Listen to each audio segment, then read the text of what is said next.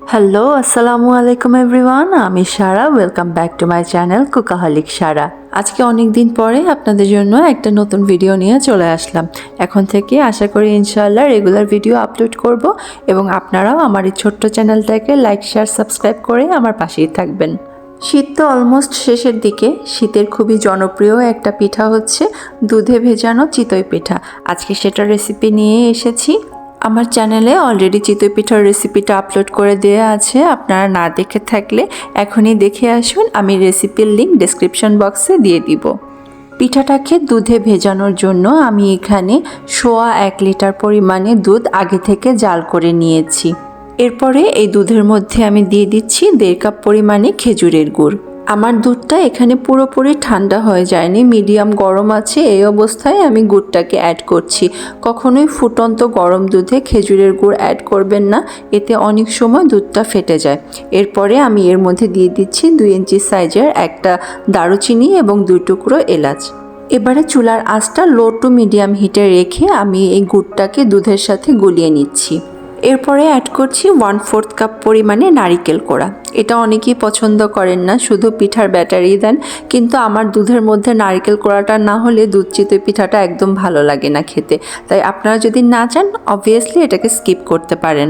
আগেই বলেছি আমার চ্যানেলে চিতই পিঠার রেসিপি আপলোড করে দেওয়া আছে, তাই আমি আর ফুল ব্যাটার তৈরির প্রসেসটা এখানে দেখাচ্ছি না। শুধু 1/4 কাপ পরিমাণে নারকেল আমি এই ব্যাটারের মধ্যে অ্যাড করে দিচ্ছি। আপনারা যদি এখনও সেটা না দেখে থাকেন, আমি ডিসক্রিপশন বক্সে চিতই পিঠার রেসিপিটা দিয়ে দিব, আপনারা কাইন্ডলি চেক করে নেবেন।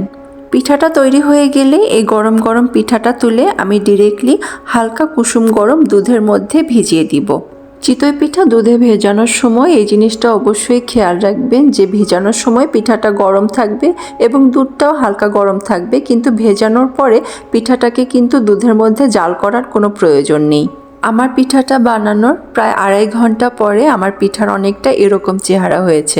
দেখুন পিঠার কালারটা একদমই চেঞ্জ হয়ে গেছে এবং পিঠাগুলো এতটাই ভিজে নরম তুলতুলে হয়ে গেছে যে আমি তুলতে পারছি না, পিঠাগুলো ভেঙে যাচ্ছে।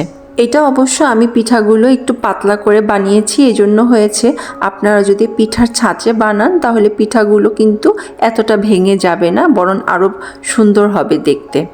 তবে আমি বলবো আপনারা পিঠাটাকে অবশ্যই আগের দিন রাতে বানিয়ে ওভারনাইট সোক করে পরের দিন সকালবেলা খাবেন, এতে পিঠার স্বাদটাকে আরও বেশি উপভোগ করতে পারবেন। এই তো, এটাই ছিল আজকে আমার ভিডিও।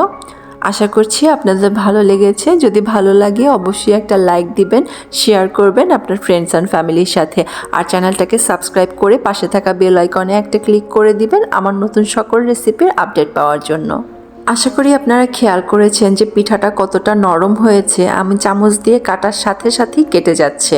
যদি ভালো লেগে থাকে তাহলে অবশ্যই বাসায় একবার বানাবেন এবং ট্রাই করে আমাকে জানাবেন কেমন হলো খেতে। সবাই অনেক ভালো থাকবেন, সুস্থ থাকবেন, নিজের প্রতি অনেক যত্ন নেবেন। আল্লাহ হাফেজ।